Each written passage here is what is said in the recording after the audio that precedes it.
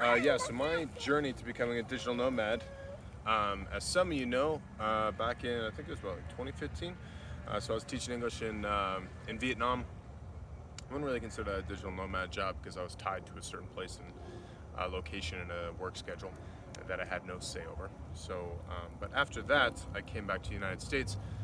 I didn't have any money. I had a couple bucks saved in a savings account, but no money, no job, no real job prospects. And about 2 or 3 minutes from here, I was fortunate enough to have a couch to sleep on. My buddy Chaz was sleeping on his couch, which was very nice of him. He's a good friend. And so one day I was working at a dead-end construction job, sweeping the floor for the construction job for $15 an hour in cash, which I was pretty pumped about at the time. The guy never actually ended up paying me.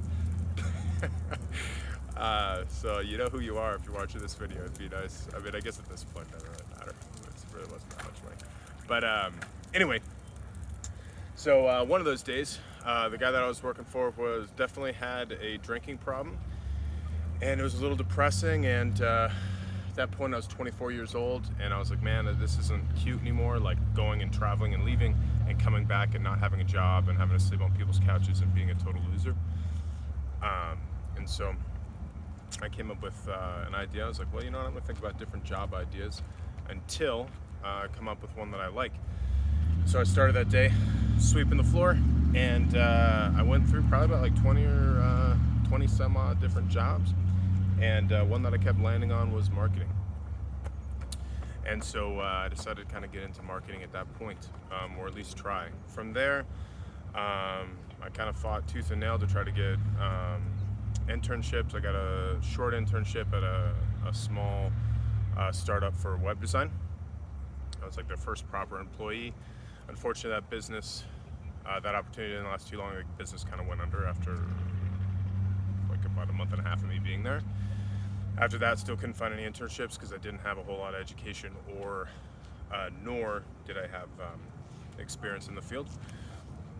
And so I was actually bartending at a restaurant not far from here, Him Chuli, which is the best Indian food in Denver. I thought it was better than any of the Indian food I had in London. Granted, I only had like 1 or 2 Indian dishes in London. Can't speak to India yet. And I was bartending there, and then came up with the idea of just doing digital marketing for them.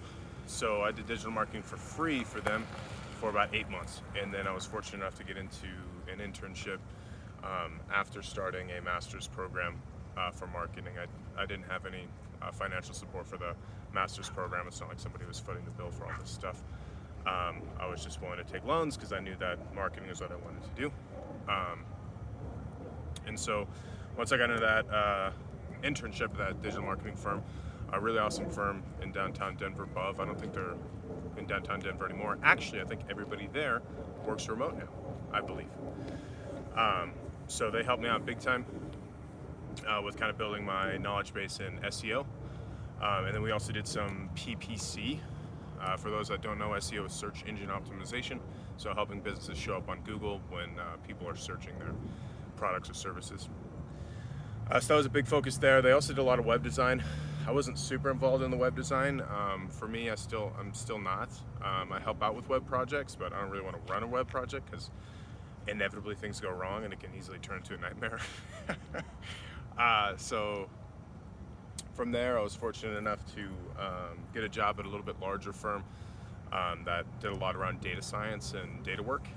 And a little bit, they had a couple more solutions and a little bit larger clients. So it was a little more, not full service per se, but definitely a business that had a couple more digital marketing solutions that I was interested in that I didn't really have as much experience at Buff. And so I worked there at that place. Penn is the name, or they also have a couple different subsidiaries, OCN being one of those. If you guys watch that video, if you're watching this like soon when I posted it, the video of Bowtie or Mazevo that I reposted on my account, that's from OCN with Larry Hertz, and so he used to actually be a coworker of mine. But anyway, so worked there for a little bit, about 7 or 8 months in, I think it was. I was wearing a Hawaiian shirt on a Friday, and I was told if I continue to wear that Hawaiian shirt that I'm probably not going to continue to have a job there. And so I understood their position. I was client facing, and they are giving me money, but I was like, yeah, I don't want people to tell me what I cannot wear anymore. I think I'm gonna try to do my own thing. So I think it was probably about 2 weeks after that, I put in my notice, and I kind of just told them, however long it takes to find a replacement for me, I'll continue to work here as long as it takes. I think it was about 2 or 3 weeks they had found somebody, and then I left, started my own thing. In reality, the first 8 months of me working for myself was me working on my business during the day and then doing Uber Eats at night. So you can, for those, I did take a pretty decent pay cut, right, from where I was at that firm to going back to Uber Eats, but the freedom was worth it for me. And so that's one thing that I think a lot of people don't consider is like if you can, if you have a job and you're used to a certain level of pay, if you can kind of cut your lifestyle back a little bit, you can, right, like work Uber, all these sort of gig jobs while you build up your own business, or while you get into a career that's a little more freedom. So that's one thing I'd recommend a lot of people. I think Uber Eats was massive. I couldn't have done it without Uber Eats.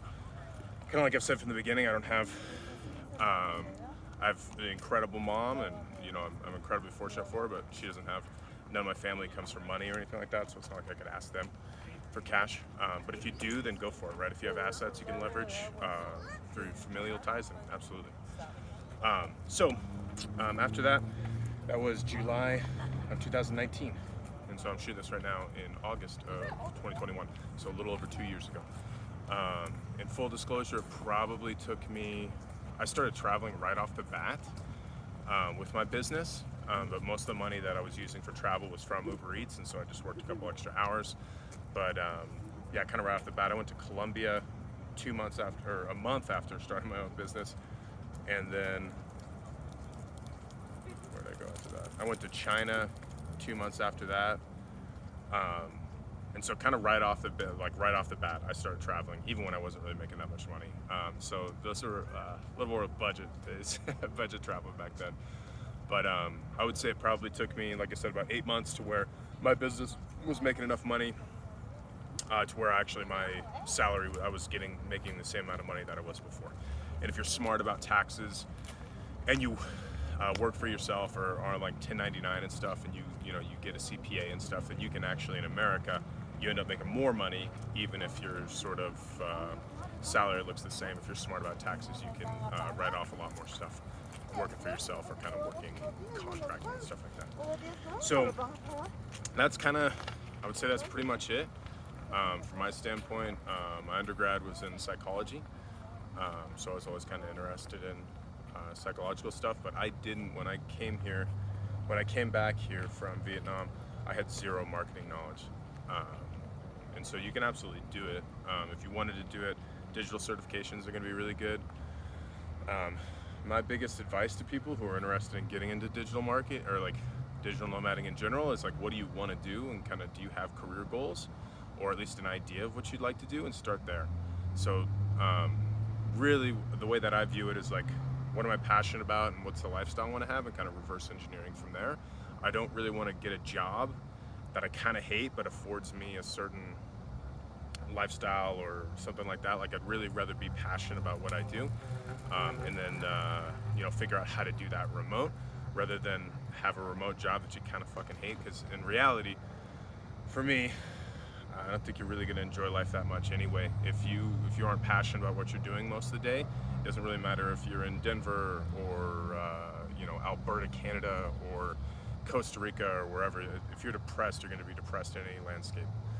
You might have a day or two where you're excited right when you land somewhere, but trust me, after a while, that it's just like any other drug, where like that's going to wear off. And so really figuring out for yourself like what you want to try, and if it doesn't work out, whatever. But I would start with like what you're interested in, kind of what, if you have some ideas of careers, and then see if you can kind of turn that into a remote gig. If it is digital marketing per se that you're interested in, then absolutely hit me up. Happy to give you some certifications and stuff, and that actually probably wouldn't be a bad blog post. I feel like I've said that over and over again. But anyway, hope this is helpful. If you guys are interested in getting kind of tips and tricks for for anyone who's an existing digital nomad or an aspiring digital nomad, feel free to follow me on Instagram if you're not already. Official Digital Nomad Lifestyle, which is long as hell. I'm also on YouTube at Digital Nomad Lifestyle, and Facebook on Digital Nomad Lifestyle too. I got a website, digitalnomadlifestyle.com. And there's also an email send up there. So kind of whatever digital medium you'd like to, get your information, I can probably help you out. TikTok, I don't know if I'll be doing any TikToks, but if there's anybody who's good at TikTok, who's interested in getting into digital marketing, who would like an internship, you could hit me up, and I can teach you about, some of the nonsense I know, and you could maybe manage my TikTok. There you go. There's an opportunity for somebody, perhaps. All right, talk soon.